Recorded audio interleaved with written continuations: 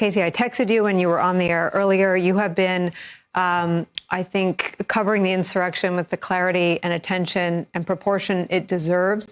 And I think this incident today is sort of the proverbial salt in a still very open wound. It's a very open wound, Nicole, and thanks very much for having me. When I heard what Yogananda Pittman, the acting chief of police, said that they had lost another officer, it felt, as the Congresswoman was describing as well, it felt like a punch in the gut to everyone who relies on those Capitol Police officers for protection day in and day out. And, it's been a very careful line to walk in covering this story because obviously we're reporters first, but this is also the community of which we are a part. And I recognize Billy Evans. You see these officers every day. You walk past them, you say hello. Some of them will ask me about my son or my puppy who visited Capitol Hill. They are human like everyone. Some of them are flawed, but they are at the end of the day there to do a job that is protecting and serving other people. And to hear that after the insurrection, when Brian Sicknick, Officer Sicknick, was lay in honor just a few weeks ago, we lost Officer Howard Liebengood, who died by suicide.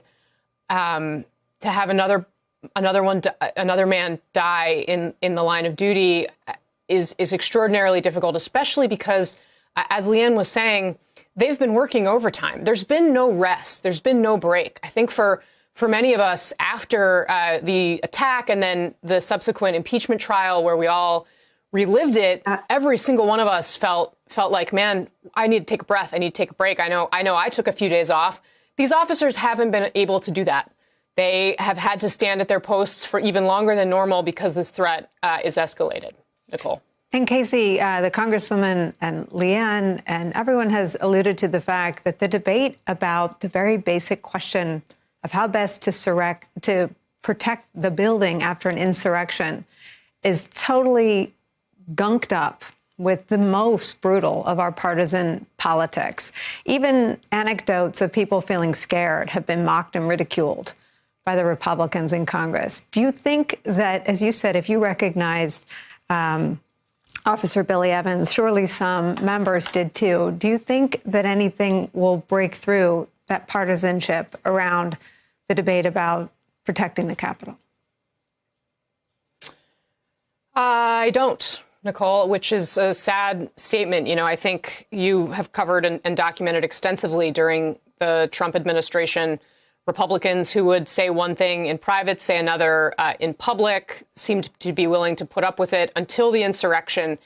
Their own home, their own building was attacked. And in the initial aftermath, I think there was a feeling that, hey, maybe something's going to change here. Maybe that this is going to be the thing that makes people say enough. It's too much. And frankly, not that much time has passed. And we've reverted right back to our partisan divisions. And I got to tell you, it's a little bit demoralizing to watch because, you worked for President Bush, and you remember that Congress historically was very protective of itself, of its own prerogatives, of the powers that they had that the president didn't have. And they started giving those away little by little by little because it was easier for them politically if they did that. I'm thinking of particularly airstrikes in Syria when President Obama couldn't even get them to take a vote on it because nobody wanted to go on the record after they'd all gone on the record about the war in Iraq, and it came back to bite some of them in a way that they didn't like.